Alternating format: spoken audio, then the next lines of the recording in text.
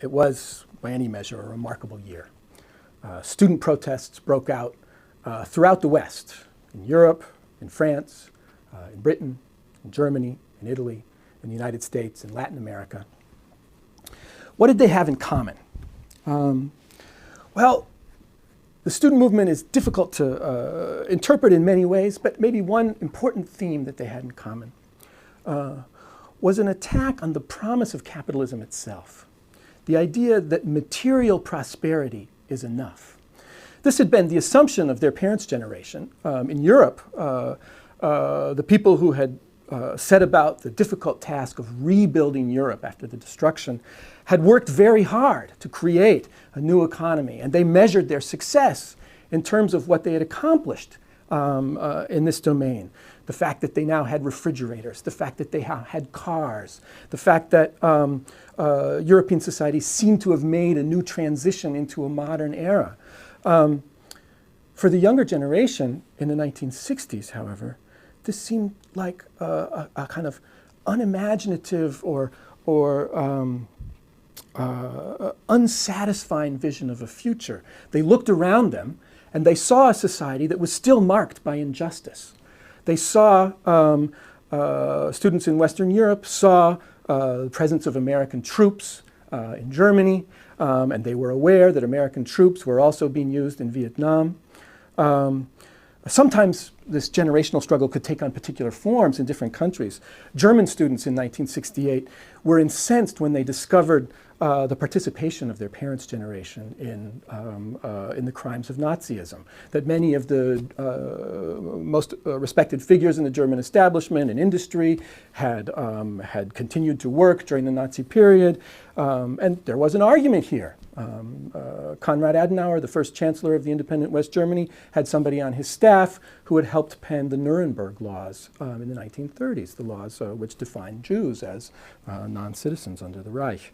In the United States, the student movement also took a particular flavor. There was a tremendous anger about the persistence of segregation in the United States, which seemed to undermine any claim that the United States could have to be a representative of liberal values, of democracy, of equality. It seemed to them to be a hypocritical system that needed to be rejected wholeheartedly. This movement developed on university campuses, and in some places, the goal of student protesters was to reach beyond the campuses and ally themselves with other groups in society who might help them make a real revolution.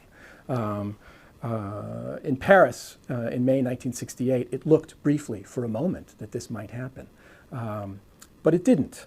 What makes 1968 so striking is that there were not only these student protest movements in Western Europe and in the United States, but there was also a movement to confront the Soviet Union and its power over Eastern Europe. And in particular, the emergence of Alexander Dubček in Prague, in Czechoslovakia, who attempted to articulate a new vision of a kind of independent socialist society in the East. He called it socialism with a human face. In some sense, this was the very kinds of reforms that Gorbachev entertained later, to experiment with a new form of openness, to not stifle dissent. Unfortunately, for Alexander Dubček and his followers in Czechoslovakia, the Soviets themselves had none of this, and within the space of several months, the troops had invaded, and this opportunity for opening a new opening in the East was lost. So why is it the turning point that didn't turn? Well, the revolution didn't happen either in the East or the West. There wasn't a new form of socialism in the East that looked different from the version that was being propagated in the Soviet Union.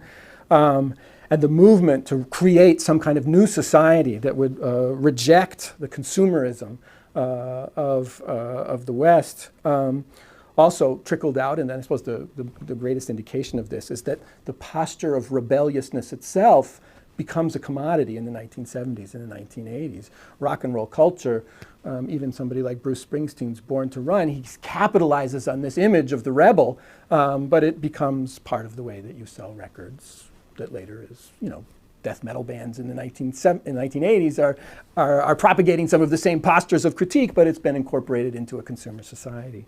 And of course, the real political result of 1968 was the conservative backlash, which was evident in France, in Britain, the emergence of Margaret Thatcher by 1980, Ronald Reagan in the United States, who found a core constituency amongst their electorate, among voters who were horrified by what they saw as the disorder of these revolutionary goals propagated by the student movements in the 1960s.